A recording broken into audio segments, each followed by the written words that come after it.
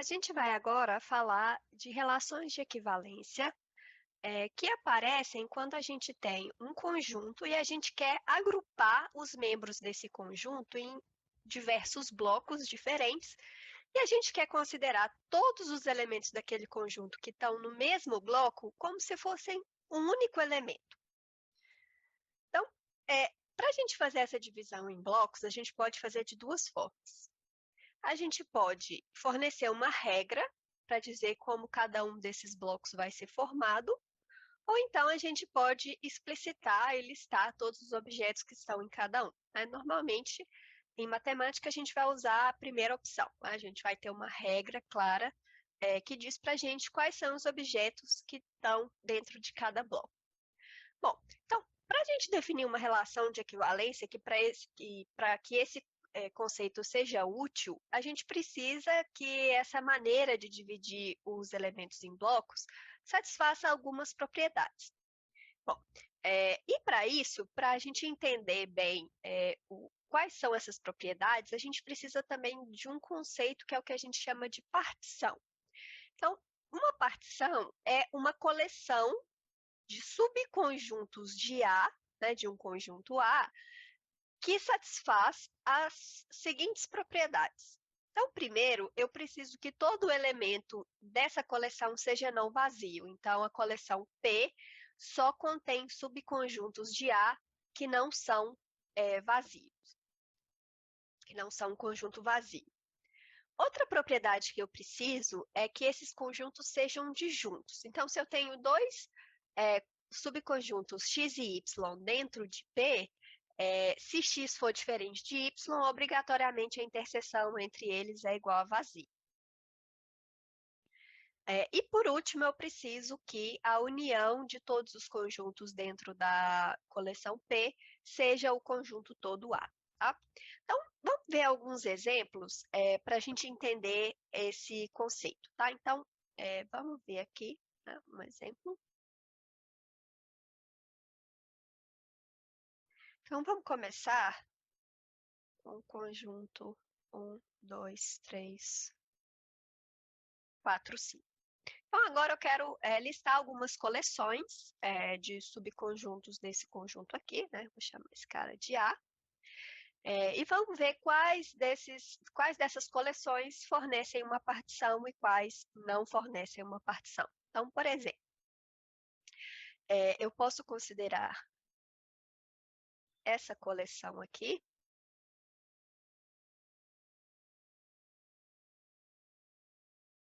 que separa os pares e os ímpares. Então, eu tenho o conjunto A dividido em dois subconjuntos disjuntos, e a união desses dois conjuntos forma o A todo. Então, isso aqui é uma partição. Agora, se eu tivesse, por exemplo, essa coleção de subconjuntos aqui, isso aqui não é uma partição. Por que isso aqui não é uma partição? Porque quando eu faço a união dos conjuntos dentro dessa coleção, 1, 3, união com 2, 4, eu tenho que isso aqui é diferente de A, né? O 5 ficou fora, não tem, o 5 não está em nenhum bloco naquela divisão ali. Então, não é uma partição de A. Por outro lado, se eu tiver essa coleção aqui, isso aqui também não é uma partição de A. Isso aqui não é uma partição de A porque os dois conjuntos que moram ali dentro dessa coleção não são disjuntos, né? Então, a interseção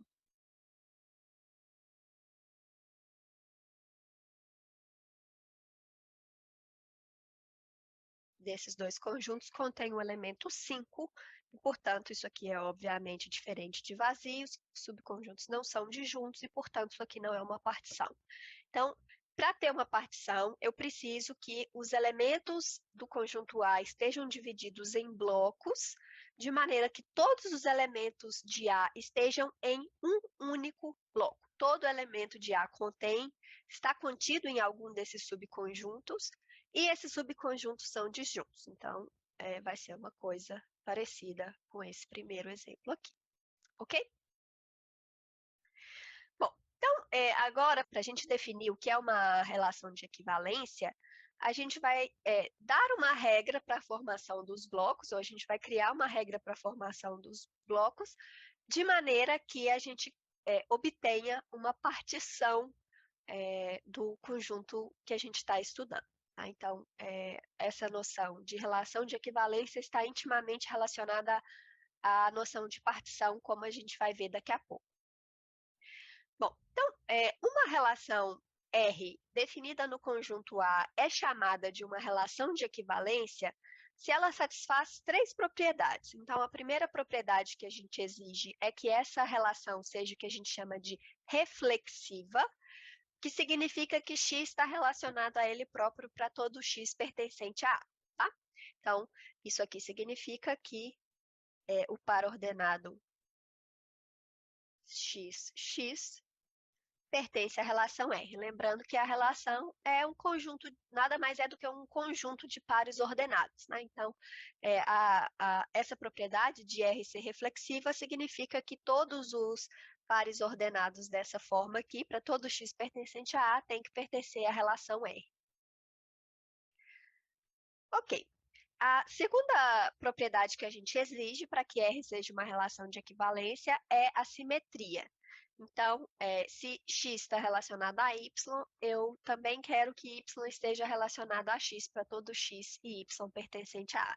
Então, o que isso aqui quer dizer? Isso aqui quer dizer que se xy pertence a R, obrigatoriamente yx tem que pertencer a R também. Né? Então, isso aqui significa a relação R ser simétrica. E, por último, eu preciso de uma propriedade que a gente chama de transitividade. Então, se x está relacionado a y e y está relacionado a z, então x está relacionado a z para todo x, y, z em A.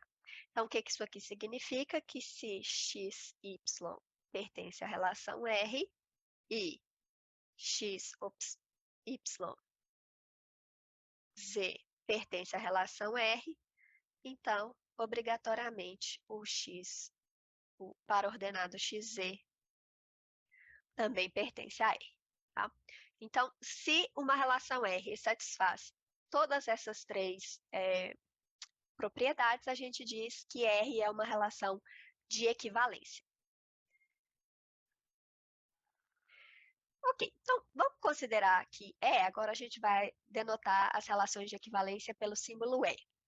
Se a gente tem uma relação de equivalência no conjunto A, a gente diz que A é equivalente a B, módulo a relação de equivalência se o par ordenado AB pertence à relação E.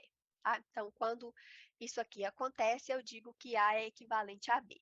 Se a relação de equivalência está entendida do contexto, a gente normalmente não explicita esse módulo E aqui. Mas isso aqui é só para dizer que essa equivalência é em relação a essa relação de equivalência E.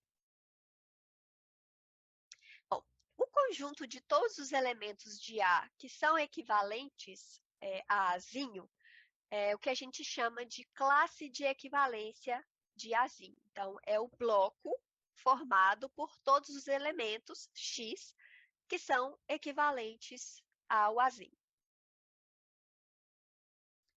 E, por último, o conjunto das classes de equivalência, que são determinados por E, é denotado dessa forma aqui, e é chamado o conjunto quociente de A por E.